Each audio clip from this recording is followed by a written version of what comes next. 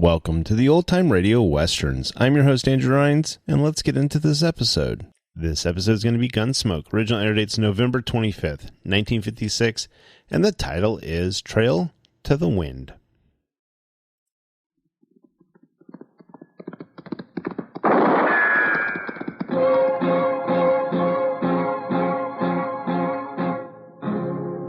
Gunsmoke, brought to you by L&M, the modern cigarette that lets you get full, exciting flavor through the modern miracle of the pure white miracle tip. Live modern. Smoke L&M.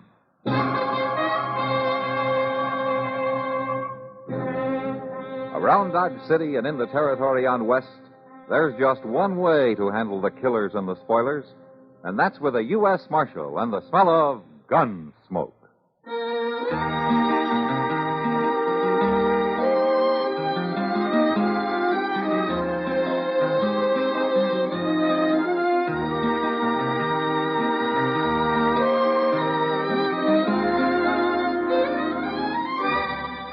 Gunsmoke, starring William Conrad. The story of the violence that moved west with young America. And the story of a man who moved with it. I'm that man. Matt Dillon, United States Marshal. The first man they look for and the last they want to meet. It's a chancy job, and it makes a man watchful. And a little lonely.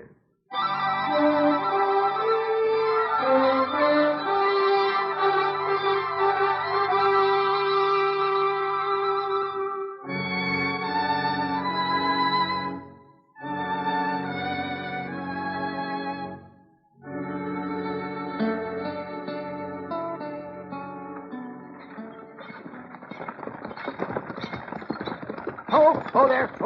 Matt, wait a second. Now, you blasted cheat. I want to talk to you, Matt, if I ever get this confounded team to stop it. Whoa, you... Are you driving that buggy, Doc, or you just being tucked? Oh, this blasted team.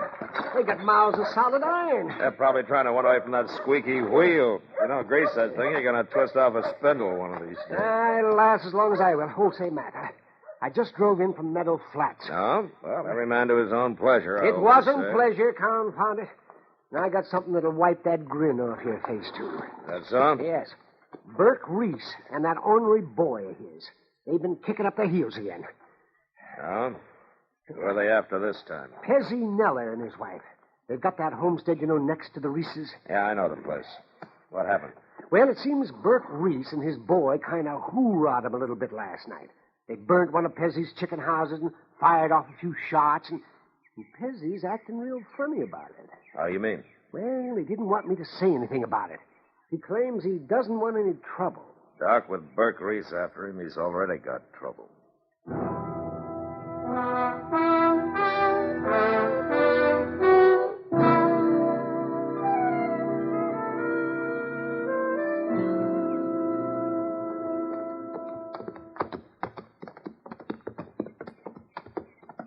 There's old Pezzy, Mr. Dillon, scratching around the ashes there.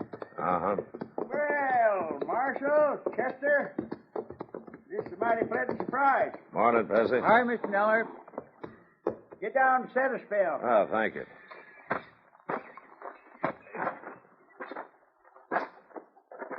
Cora's got some coffee on. Be ready directly. Oh, fine. We could do with some. Oh, looks like you might have had a little trouble out here last night, Pezzy. Trouble, Marshal? Well, that chicken house burnt right down to the ground. Oh, yeah. Yeah, but the studding ain't hurt much. Be no chore to fix it up. Lose many chickens? Oh, about a dozen, I reckon. Got most of them out, though. Oh, you're mighty lucky. Yes, sir. That's just the way I look at it, Marshal. Mighty lucky. It's a downright hollering shame, if you ask me. Pezzy, I understand there were some shots fired last night. Now, look, Marshal. You hadn't ought to rode clear out here just on account of this little go-around. Well, I didn't amount to a hill of beans. You're a patient man, Pezzy. Just can't abide trouble, I guess. Never could for some reason. Too bad the Reeses don't feel the same way.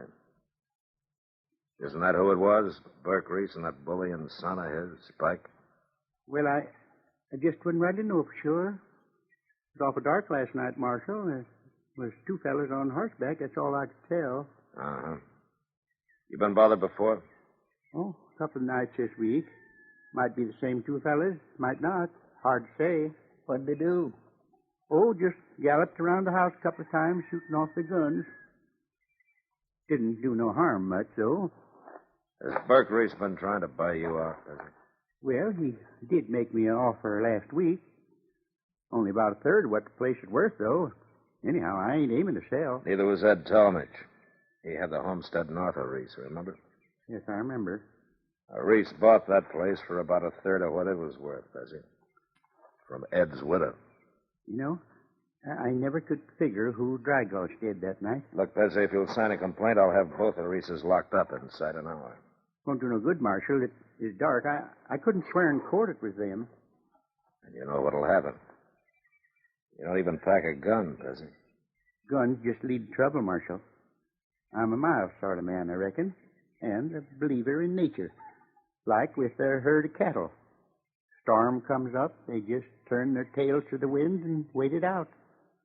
Man can learn a whole lot from animals. Sure he can, Bessie.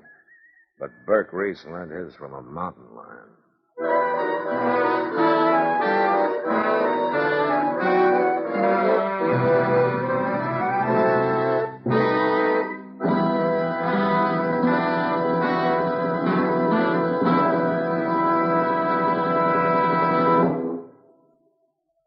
Free yourself of old-fashioned ideas. Why don't you live modern? Live modern. Live modern. Free up. Freshen up your taste. Smoke an L&M. Live modern. Smoke modern. Smoke L&M. Enjoy full, exciting flavor through L&M's Pure White Miracle Tip. L&M draws easier. Tastes richer. Smokes cleaner. That's why today more people are changing to L&M than to any other cigarette. So free up. Freshen up your taste. Live modern. Change to L&M. Make today your big red letter day and start to live the modern way. Live modern. Smoke an L&M. It's America's fastest growing cigarette.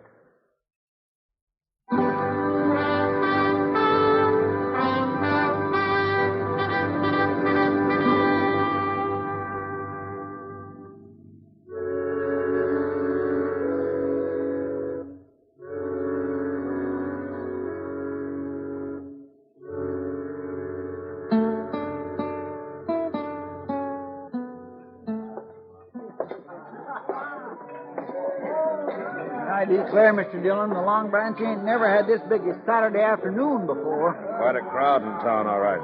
I don't even think we can get up the bar. Well, they edge along the side here. Well, maybe I can do it empty, but it's sure going to be a tight squeeze, ooching out full of beer. You get that full, Chester, and I'll leave you here. Imagine you in here in daylight. Chester needed a beer, Kitty. Oh, he brought you along to chaperone him, huh? Oh, I got a hunch you brought me along to pay for it.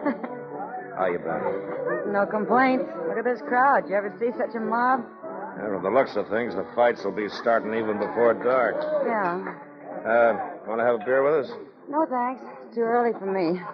But if you're around about 3 a.m., I'll have some supper with you. Sounds good. Try to make it.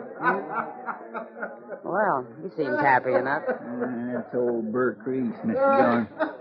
Yeah. And Spike along with him. Now, there's a pair that's due for a hanging. They're overdue, Kitty.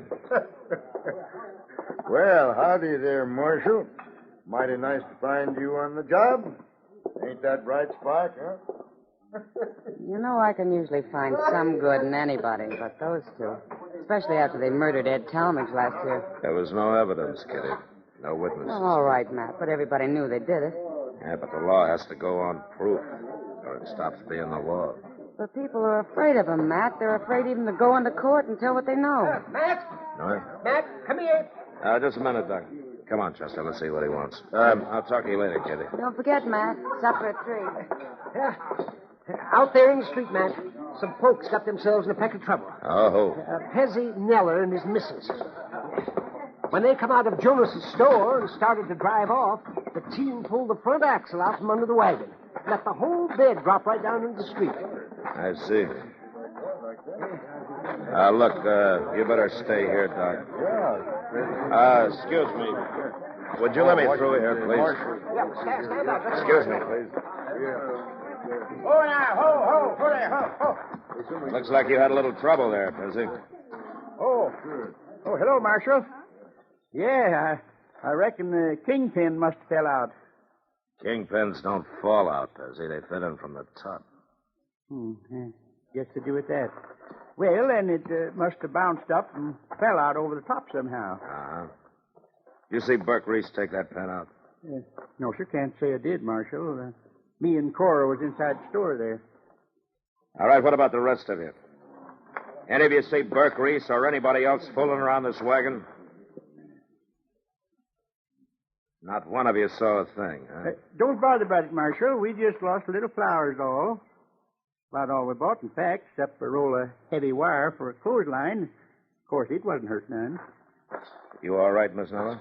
It ain't nothing, Marshal. Just cut my mouth a little. Better let Doc take a look at it. Oh, the bleeding's pert near stopped. Reckon I bumped it on the kickboard when I got throwed out. Pezzy, if you don't care about yourself, you might think about your wife here. Now, don't you go plaguing him, Marshal. Pezzy's been taking care of me for a good lot of years now. And he ought to keep on doing it, man. Pezzy's got his principles, Marshal, and I respect him for 'em. He's a mild man, and he can't abide violence. All right. Some of you men give him a hand there, will you? Come on, Chester. Yeah, you sure can't help him much when he won't lift a hand to help himself. There's one way I can, Chester. I don't like doing it, but somebody's got to. What's that? I'm going to show Burke Reese up for the coward that he is.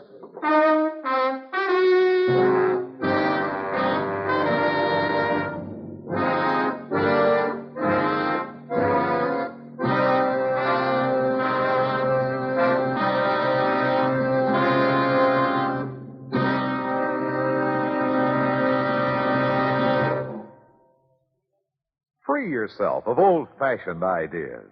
Why don't you live modern? Live modern. Live modern. Free up. Freshen up your taste. Smoke an L&M.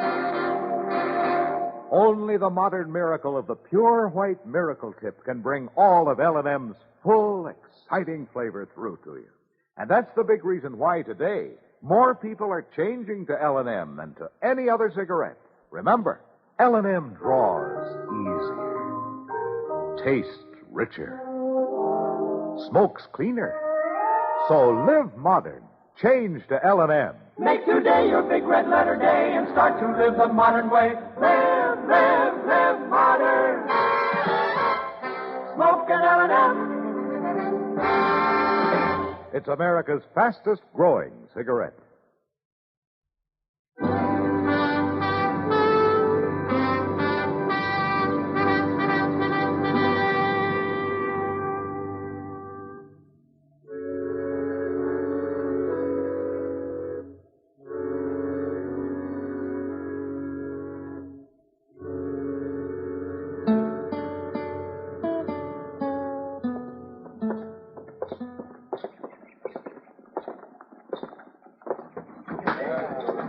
There they are, Mr. Dillon, sitting over there at the poker table.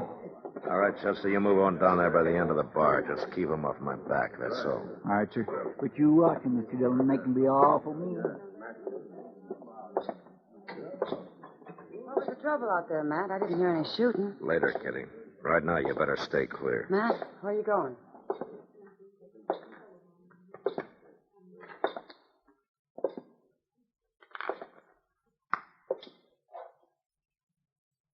Well, Marshal, me and the young'un's getting up a little game.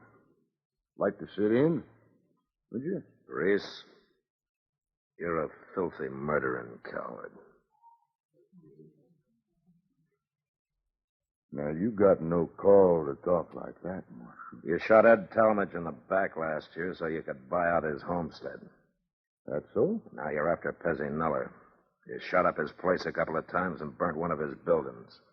Pezzy say all that, did he? Says he's not one to stick up for his rights, so somebody's got to do it for him. Reese, I just called you a rotten coward. Hold it, Spike. That's just what he's trying to get us to do. It won't work, Marshal. I ain't gonna draw on you. Of course not. You're too yellow, both of you. Except with a man like Pezzy Nuller, who doesn't wear a gun. I ain't drawing, Marshal. Didn't you hear me, Burke? I called you a lying coward. I'm sitting right here. No, you're not. Now get up on your feet. Get up! I know you, Marshal. You'd never shoot a man down cold. I wouldn't have. Spike, reach over slow. Unbuckle my gun. You touch that belt, Spike, and I'll blast you out of your chair. All right. Leave it, Spike. But I still ain't making no move. No? Well, maybe this will do it.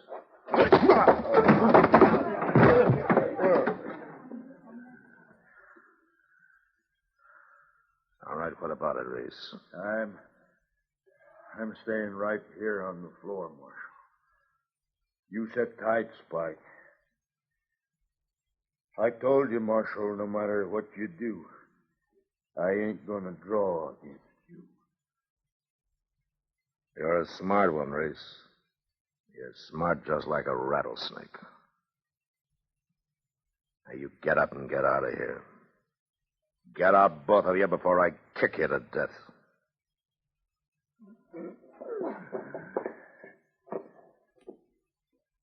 Come on, Spike.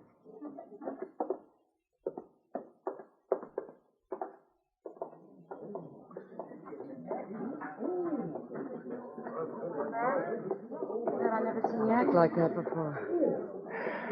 Yeah, I know, Kitty. Not that I blame you. I know they wouldn't draw either one of them. I just wanted to show them up for the cowards they are. Well, now I'm afraid there's only one more thing I can do for Pezzy Nuller. What's that, Matt? Attend his funeral.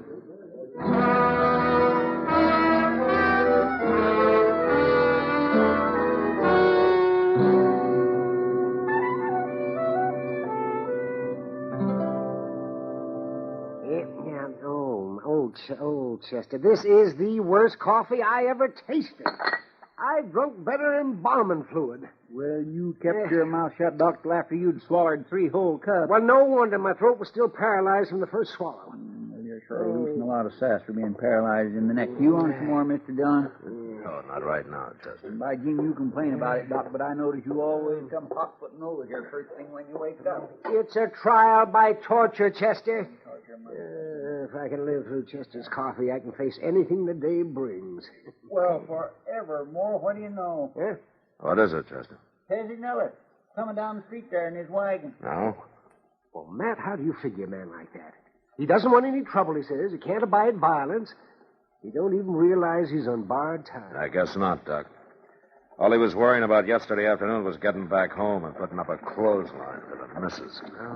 Just a couple of babes and a forest of wolves. He stopped right out in front here, Mr. Dillon. Marshal Dillon. Now, let's see what he wants. Morning, Pezzy. You're up early, aren't you? Reckon I am at that, Marshal. Oh, hello, Doc. Mighty glad to find you here. There's something wrong? Well, in a way, I guess there is, Marshal. Had a little accident out at our place during the night. Accident? Who? Doc, I reckon you better take a look there in the wagon bed. Just throw back the cover. All right. Give me a hand here, Chester. All right, Don. Mighty sorry to have this happen, Marshal, but it's just one of them things that couldn't be helped, I reckon. Mr. Dillon, it's the Reeses. What? They're dead, Matt. Both of them.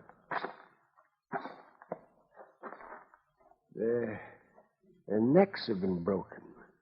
There's marks across their throats. It's like they've been hanged.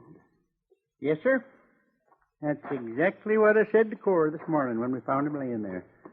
Looked like they'd been hanged, what I said. Found them where, Pezzy? What happened? Well, sir, me and Cora woke up last night and heard some shooting and hurrahing like them other times. Yeah? Only it stopped all of a sudden and the horses galloped off, so we went back to sleep. This morning when I come out, I found these two laying right there in my chicken yard, deader than doornails. Now, go on. Then I figured it was that doggone clothesline, Marshal. I put it up good and solid, 'cause Cora always hates to have her wash get down in the dirt. And I reckon these two just didn't see it in the dark that way. They rode right into it, huh? Man's got a number 20 rigging cable hooked under his chin and a galloping horse stretching his feet in the stirrups. Well, sure don't do his neck no good. No, sure doesn't. Well, you better take him down to the undertaker's. Yeah, all right. I'll ride along with you, Pezzy. Might as well earn my fee.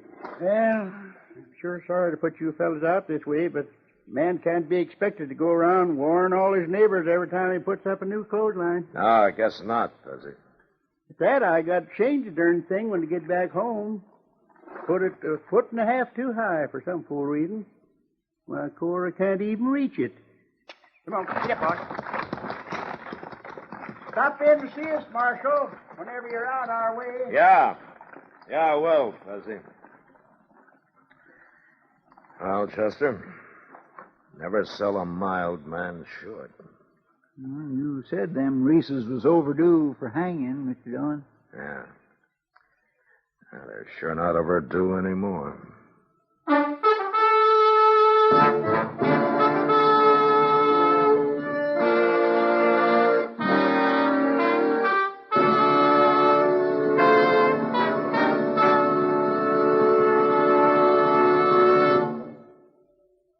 In a moment, our star, William Conrad.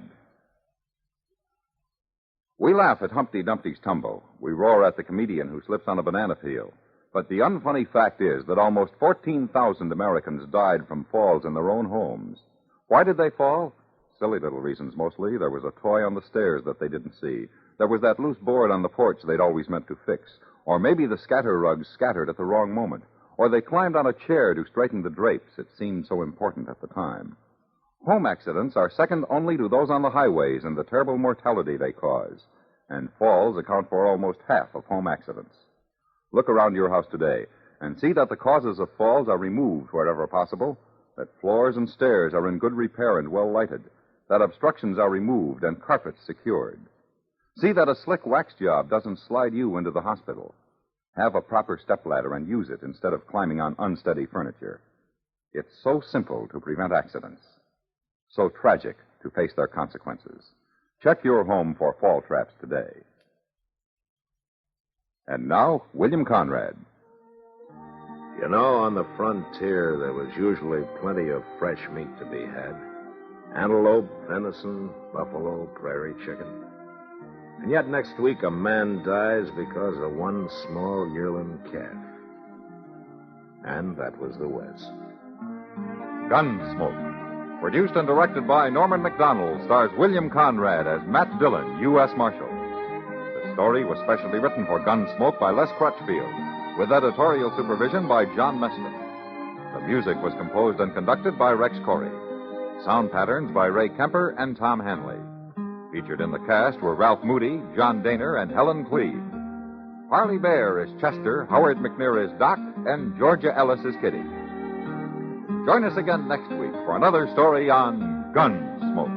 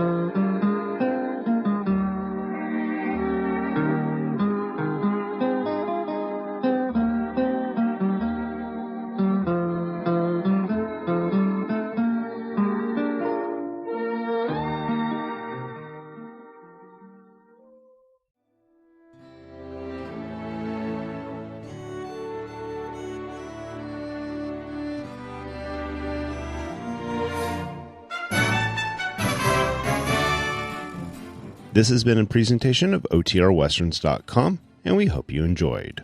Please take some time to like and rate our shows in your favorite podcast application. Follow us on Facebook by going to OTRWesterns.com/Facebook. Subscribe to our YouTube channel by going to OTRWesterns.com/YouTube. And send us an email, podcast@OTRWesterns.com. You can call and leave us a voicemail, 707-986-8739. This episode is copyright under the Attribution Non-Commercial Share-alike copyright. For more information, go to OTRWesterns.com/copyright. Have a great day, and thanks for listening.